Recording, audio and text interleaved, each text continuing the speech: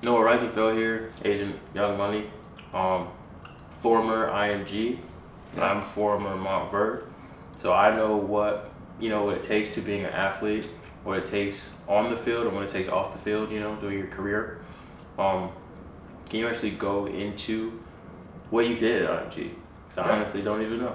100%. So, IMG was an incredible experience. Something that, even though I did a lot there, I don't feel like I took full advantage of it. And there were just so many resources, so many things that were provided to us as athletes that you don't find anywhere else, even at the big Division I schools, unless you're at a top tier SEC or Big Ten. And even then, sometimes you don't see it. So, from a daily perspective, there was a lot of things that we were doing, from mental training to weight training, to different capacities of each, and really getting into the complexity of mobility and stuff like that. So I gained a lot of knowledge while I was at IMG, not just on baseball, but sports world alone. Developed a lot of relationships with high-level athletes there that really transpired and kind of came over to this side of life of doing business, and was really able to capitalize on those relationships by getting myself in rooms and putting myself in situations to grasp opportunities that were out there, and which have ultimately played a role in getting me to where I am today. Knowing that Montverde Academy and IMG are probably the top two, if not top five, biggest high school powerhouses in sports, what actually clicked? Like, what was that moment that clicked in your head that you knew, like, this life is sorry cut out for me, like I'm made for this? Yeah.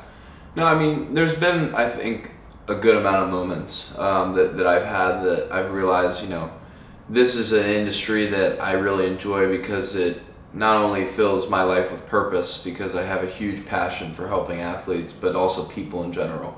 But sports and doing it in this industry is something that aligns with my personality, my knowledge, and there's a lot of things that come with being able to represent athletes. And so for me, it's been a huge blessing to be able to be in these rooms, in this position, to help put guys in the right position to create generational wealth for themselves in the future and everything. And we're only looking to grow and keep building, and we've brought on an amazing team in the past 6 months as far as the NIL goes, and that's where we're seeing a lot of success right now, and it's been great having that perspective of being in that environment at IMG and playing baseball there, but building those relationships and then using those to kind of fuel what I'm doing now, and leveraging those relationships. So I would hope that kind of answers your question on that. 100%. Definitely being fairly new to kind of even understanding or being close to this side of sports.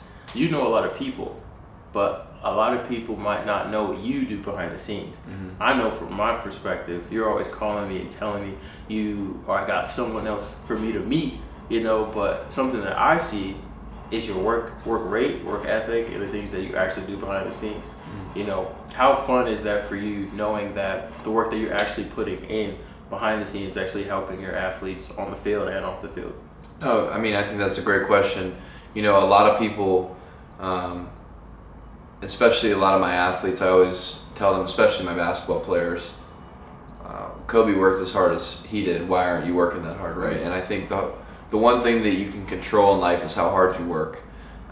There's a lot of things that are out of our control in today's world, especially, and so being able to have that recognized is nice, but it's the bare minimum to me, which is working around the clock, being there for these guys.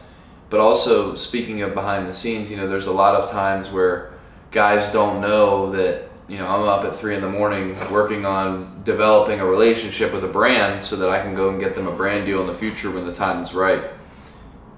So there's a lot of groundwork that goes into just being able to pull up in a contact and pick up the phone and call somebody and make something happen. For example, today, just bringing on a guy last night from NC State and being in a position where I was able to contact Pete Thamel, who's one of the top ESPN reporters, and it led him to be able to go ahead and get a lot of traction off rip. So now I think a lot of the behind the scenes stuff is something that goes unseen, and something that's the bare minimum. I always tell my guys, especially my basketball players, Kobe worked as hard as he did. Why aren't you working that hard? And so I think the one thing you can control, which is not a lot in this world, is how hard you work. And there's a lot that goes into being able to develop relationships that are the type of relationships to where you can pick up the phone in an instant and ask for a favor, or ask for a deal, or ask for a connection to be able to help further